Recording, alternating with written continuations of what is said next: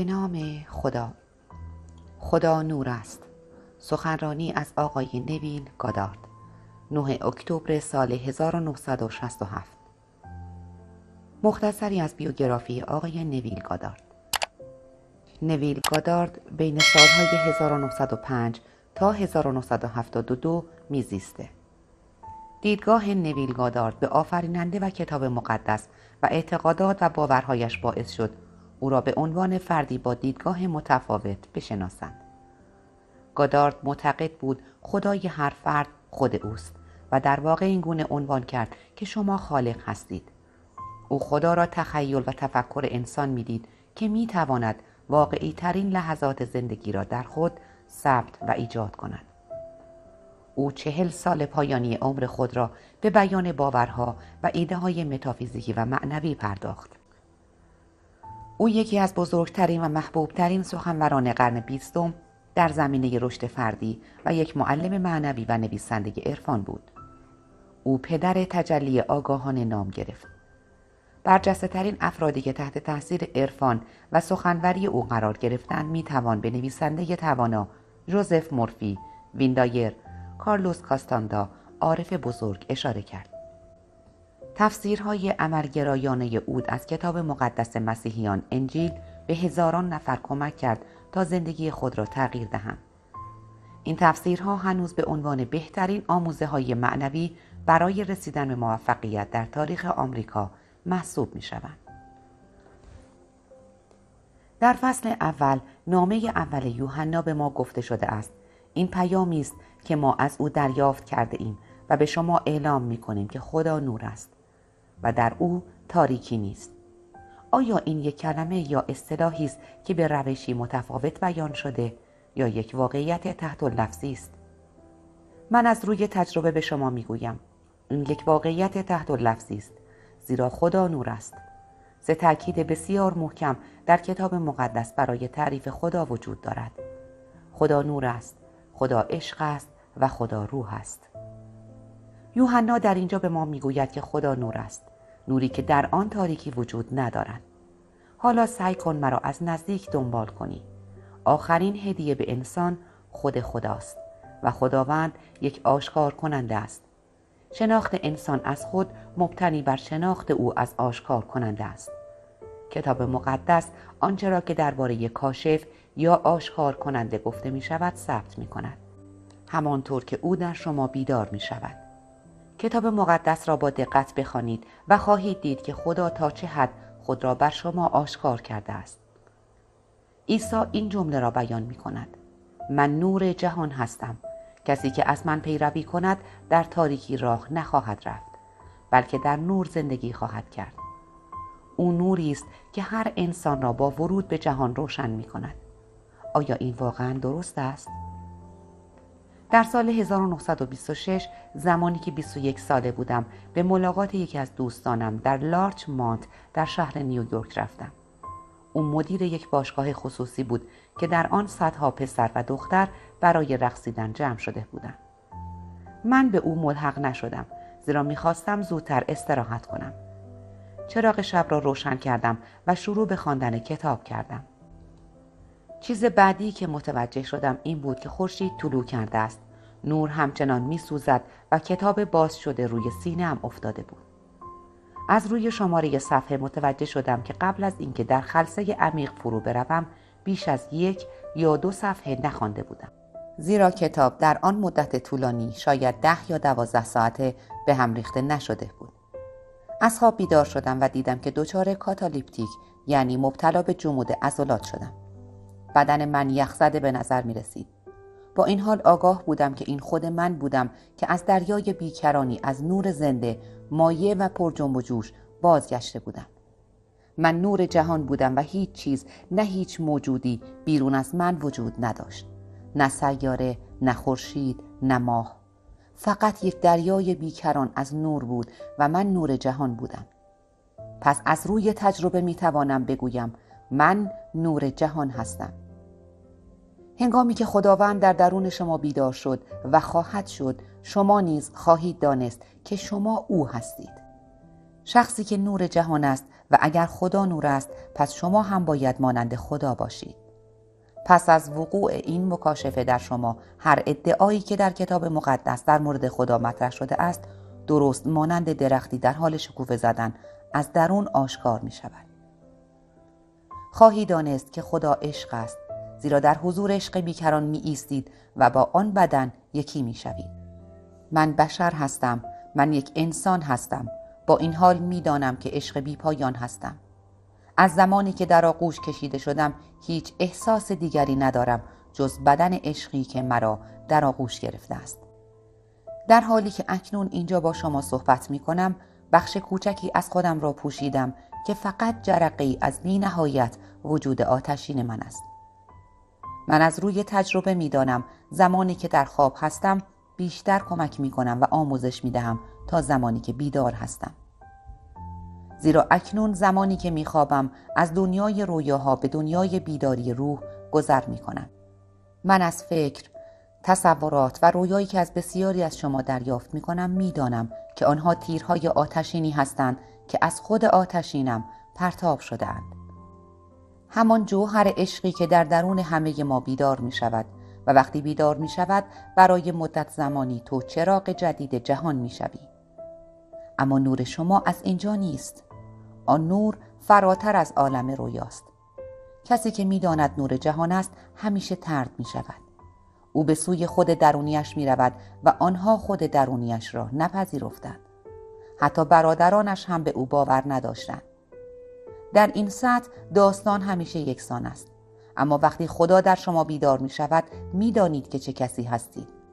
و هنگامی که جهان شما را زمانی که خواب هستید فرا می خواند شما فراتر از عالم رویا می روید و در حالی که بیدارید به دنیای روح وارد شده اید و از جوهر آتشینتان تیرهای خود را به ذهن کسانی که می خواهید آنها را برانگیزانید تا پیام رستگاری شما را بپذیرند شلیک می کنید. حالا اجازه دهید این تجربه فوق‌العاده را که با من به اشتراک گذاشته شده با شما به اشتراک بگذارم. در رویای این خانم من در مرکز یک سکوی رفیع ایستاده بودم که توسط ردیف‌های زیادی از مردم احاطه شده بود. همه به طرق مختلف بدشکل و غیر عادی بودند. هنگامی که به آنها دستور دادم یکی یکی شفا یافتند، سپس برخاستند و رفتند. او متوجه یک مدونا یعنی تصویر حضرت مریم ساخته شده از سنگ مرمر یا سنگ مشابه آن شد.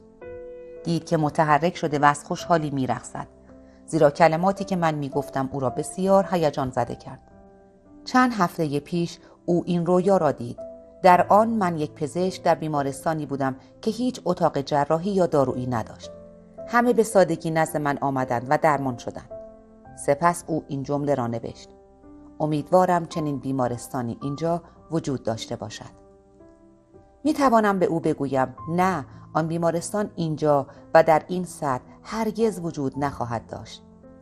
این دنیایی که در تاریکی آموزش دیده است، جایی که شما و من و همانطور که ما جوهره های بی نهایتی هستیم برای هدفی وارد آن شده ایم و ما تنها با بخش بسیار کوچکی از خود جاویدانمان وارد شده ایم.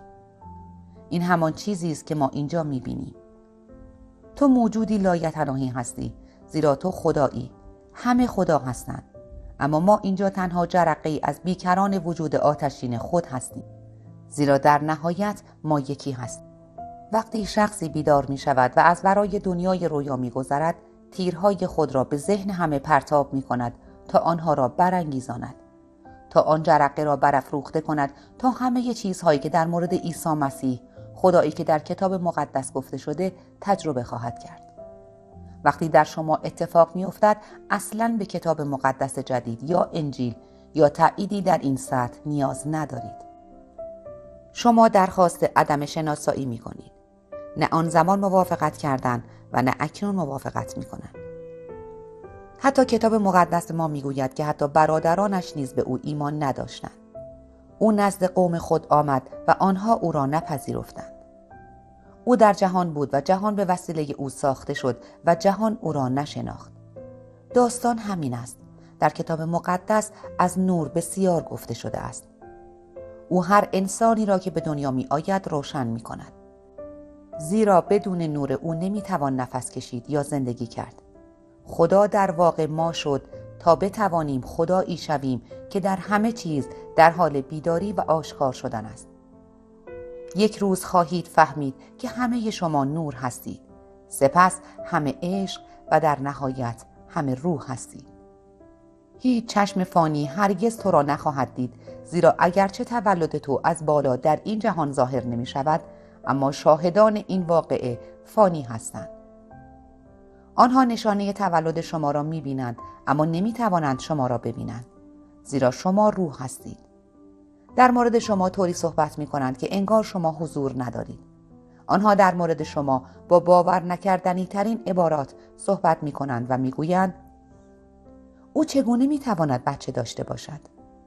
با این حال شما نشانه را در آغوش خود می گیرید و آن را به دوست داشتنی ترین حالت در آغوش می گیرید.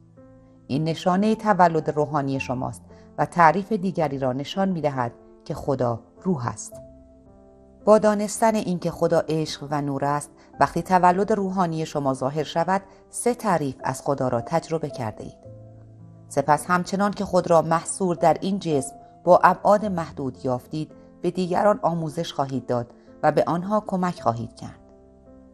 به دنبال تایید طلبی و تحسین نباشید، فقط به سادگی آن را آموزش دهید. شب به شب، زمانی که به خواب می روید، از دنیای رویا عبور خواهید کرد. بیداری در رویا به معنای بیدار شدن در خواب بدون حضور جسم است و از دنیای روح تیرهای آتشین خود را به ذهن آنها پرتاب خواهید کرد و شما آنها را برمی انگیزانید و آنها هم بیدار می شوند، همانطور که شما بیدار شده اید. در زندگی خود این داستان را شنیده اید که وقتی در عالم رویا به خواب رفتی، تیری به ذهنت زد و روح تو را شعله‌ور کرد و خدا در تو بیدار شد. این همان موجود است. خدا نه رنگ است، نه نژاد و نه فرقه. خدا خداست. او فقط نور است. ما از تاریکی و روشنایی صحبت می کنیم. با این حال، آیا تاریکی وجودی مستقل است یا صرفاً فقدان چیز دیگری است؟ آیا سوراخ در یک جوراب وجودی مستقل از خود دارد یا صرفاً عدم وجود بخشی از جوراب است؟ من از نور واقعی، پر جنب و جوش و زنده و نوری تپنده صحبت می کنم که ربطی به رنگدانگی پوست ندارد. من همه لباس ها را پوشیده ام، سیاه، زرد، صورتی و قرمز. من در یک لباس بزرگتر و برتر از پوشش های دیگر نیستم. در لباس مسیح، یونانی، عبری، برده، آزاد، زن و مرد وجود ندارد. خدا یگانه است و او در همه بیدار می شود. تجربه هنگامی به واقعیت می پیوندد که با ادعای من مسیح هستم همراه شود. در بازی این جهان یک روز تو نیز چشمانت را می بندی و دنیا را ترک خواهی کرد. با پرتاب تیرهایتان آنهایی که شما را شنیدند و باور کردند بیدار خواهند شد. آنها ممکن است شما را فراموش کنند. البته این موضوع بی اهمیت است، زیرا داستان ابدی در انجیل مکتوب شده است. ممکن است اسم شما در انجیل مکتوب نشده باشد، اما تأثیر شما در ابدیت ثبت شده است، چون هویت واقعی شما خداست. زمانی که به این سطح رسیدید می توانید هر آرزویی را برآورده کنید. می توانم به شما بگویم که شما قرار است زندگی را که تصور می کنید زندگی کنید و داشته باشید. پس درست تخیل کنید. تخیل با شکوه ترین چیز است. مهم نیست تخیل شما چقدر شگفت‌انگیز باشد.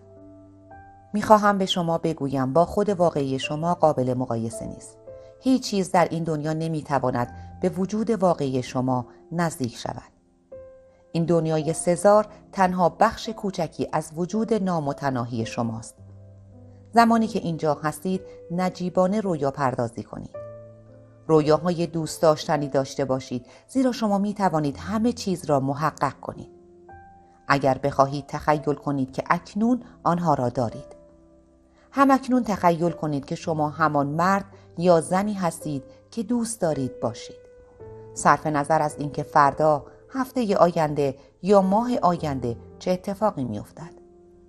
اگر پشتکار به خرج دهید و فرض کنید که شما همان چیزی هستید که می‌خواهید باشید، در این دنیای گوشت و خون و دنیای فیزیکی به آن تبدیل خواهید شد. همه چیز در این دنیا ناگهان ناپدید خواهد شد. آری، اما با این حال چرا از قدرت تخیل خلاق استفاده نمی کنید؟ شما با استفاده از آن شروع به چشیدن قدرت نهفته در درون خود خواهید کرد و خواهید دید که می توانید از عمق خود چیزهایی را متجلی کنید که به ظاهر غیر ممکن هستند و صرفاً با عمل فرض کردن تجلی پیدا می کنند.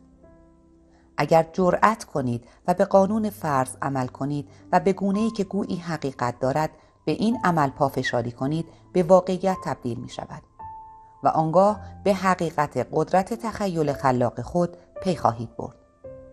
این همان وعده است که باید ایمان شما بر آن استوار باشد. بر اساس تجربه به شما می گویم که این حقیقت است. من این حقیقت را تجربه کردم که خدا عشق است. این حقیقت که خدا پدر است. چه کسی فکر می‌کرد کسی که در سال 1905 متولد شده است و دوست من که امشب اینجاست در سال 1911 متولد شده است. بدون پیش زمینه اجتماعی، فکری و یا مالی این واقعیت را تجربه کند که پدر یا خدا هستیم. او داوود پسر خداست. او کسی است که حکم کرد. حال از حکم پروردگار خواهم گفت. خداوند به من گفته است تو پسر من هستی. امروز من تو را به دنیا آوردم. تو پسر ما هستی. از من بخواه تا ملت‌ها را میراث تو گردانم. عهد عتیق، مزمور. چه کسی فکر می‌کرد ما که در قرن 20 به دنیا آمده ایم پدر کسی هستیم که فرض می‌کنیم 1000 سال قبل از میلاد زندگی می‌کرد، در حالی که هیچ خاطره‌ای از آن لحظه کوچک در زمان نداریم. من می‌توانم در حافظه خود به سن 3 سالگی برگردم، اما در هر دو ما به یک خاطره بازگشتیم و شخصی را به یاد آوردیم که ظاهراً 3000 سال پیش میزیسته است.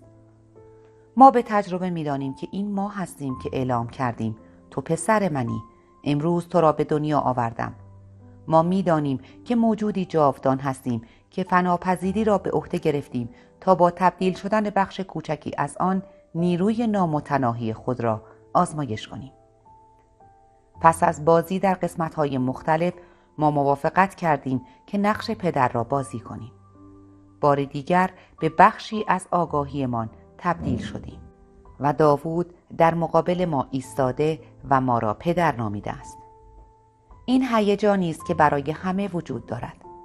بنابراین وقتی دوستم این شفا را دید به درستی دید، زیرا در سال 1946 من یعنی آگاهی برخاستم و یک گروه کور آسمانی میخواند. نویل برخاسته است. نویل برخاسته است. همه قبل از من در هماهنگی با کمالی که از درون من سرچشمه میگیرد کامل شده‌اند. این برای همه در این دنیا اندوخته شده است و در نهایت همه ما در یک موجود جمع شده ایم، اما بدون از دست دادن هویت. یک پیوند و دوستی وجود دارد و در نتیجه با دوستان وجود دیگران را میپذیری. پس نام خدا جمع است. این وحدتی است که از دیگران تشکیل شده است. وقتی من و تو تعمداً وارد حالتی به نام ابراهیم شدیم، آنگاه خداوند به او فرمود یقین بدان که نسل تو در سرزمین بیگانه غریب خواهند بود. آنها به بردگی دیگران در می آیند و مدت 400 سال بر ایشان ظلم خواهد شد.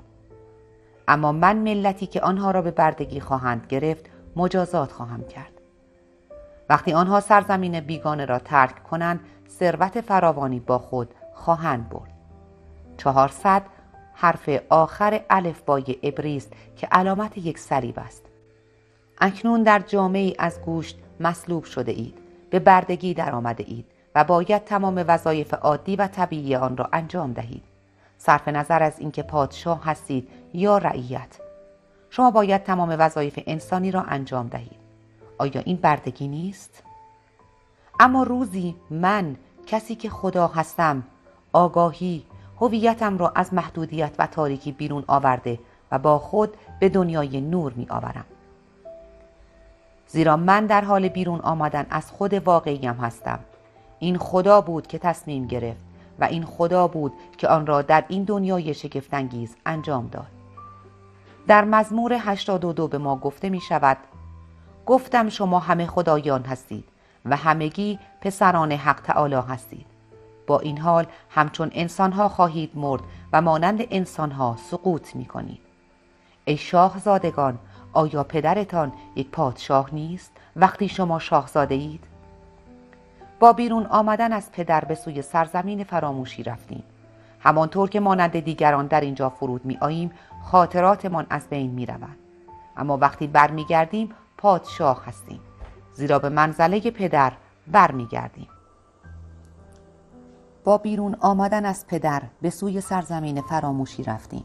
همانطور که مانند دیگران در اینجا فرود می آییم، خاطراتمان از بین می رود. اما وقتی بر می گردیم پادشاه هستیم، زیرا به منزله پدر بر می گردیم. اینک ای فرزندان حق تعالی، آخرین موهبت خداوند به ما خودش است و خداوند عشق است، روح است، نور است و بر شما مقدر شده است که هر چیزی که از عیسی مسیح در انجیل گفته شده تجربه کنید. تلاش نکنید کتاب مقدس را تغییر دهید. اجازه دهید همانطور که هست باشد. من شگفت زده شدم وقتی فهمیدم که علمای بزرگ چگونه آن را تفسیر می کنند. امروز کلمه نور را دریافت کردم و شگفت زده شدم که چگونه علما آن را به عنوان تمثیل تعبیر کردند. آنها نمی توانستند باور کنند که این کلمه می تواند به معنای واقعی کلمه تحت لفظی در نظر گرفته شود. بنابراین آنها هر نوع تعبیر را به آن دادند. اینها ذهن‌های بزرگ روزگار هستند، کسانی که استاد زبان باستانی هستند. اما آنها چیزی نمی‌دانستند، زیرا آنها تجربه نداشتند. من به شما میگویم که کتاب مقدس به معنای واقعی درست است و به راستی همه احکام عیسی مسیح باید پذیرفته شود، زیرا آنها واقعا تجربه خواهند شد. در جایی بسیار دورتر از آنچه که انسان می‌داند یا حتی می‌تواند تصور کند، که اینجا در این سطح حتی نمی‌توانید به آن فکر کنید. اما خداوند این کار را در آنجا انجام می‌دهد و شما می‌فهمید که شخصیت واقعی کتاب مقدس هستید، زیرا همه چیز از درون شما آشکار می‌شود. در این سطح شما در مورد آنچه که امشب به شما گفتم زندگی می‌کنید. شما به نقطه‌ای خواهید رسید که می‌دانید آرزوی شما اکنون کامل شده است. آنگاه آهی می‌کشید و می‌گویید: متشکرم پدر. حتی شما می‌دانید که پدر هستید. هنوز هم می‌توانید او را پدر خطاب کنید. یک خود صمیمی، کسی که مرا فرستاده است با من است. او هرگز مرا ترک نکرده است. اگر شما مرا می‌بینید، او را می‌بینید که مرا فرستاده است، چون ما یکی هستیم. من و پدر یکی هستیم، زیرا من آغاز هستم و من پایان هستم. من اولین و آخرین هستم. خداوند نمیتواند شخص دیگری غیر از خودش را به دنیا بیاورد. بنابراین همه کسانی که از خدا بیرون می آیند خدا را می سازند. زیرا او الوهیم است، یک وحدت مرکب. در زبان اسرائیلی به خدا الوهیم می گویند. در آغاز خداوند کسی است که از جمع دیگران تشکیل شده است. من و تو از الوهیم بیرون آمدیم و در آخر به عنوان الوهیم برمیگردیم. اما این بار ما از پدر بودن خود آگاهیم. ما به عنوان پسران عادی، یعنی شاهزاده ها، همانند پادشاه برمیگردیم. این سفری برای همگان در این دنیاست. از تجربیاتم به شما میگویم، داستان حقیقت دارد.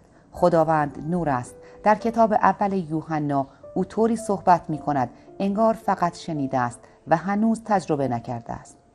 میگوید: ما آنچه را که از او شنیده ایم خواهیم گفت و به شما اعلام می کنیم که خداوند نور است و در او هیچ تاریکی وجود ندارد. اما در انجیل یوحنا او از تجربهش می گوید و این کلمات را در زبان شخصیت اصلی آن قرار داده و می گوید: من نور جهان هستم. هر کسی از من پیروی کند در تاریکی نخواهد ماند، زیرا من نور زندگی هستم. در اینجا ما نور را با زندگی یکی می‌بینیم. چیزی در درون شما هست که تماما نور است که شما با آن زندگی می‌کنید و شروع به حرکت می‌کنید. درست مانند آن خانم که مجسمه را دید که آن مرده بود و از سنگ مرمر ساخته شده بود.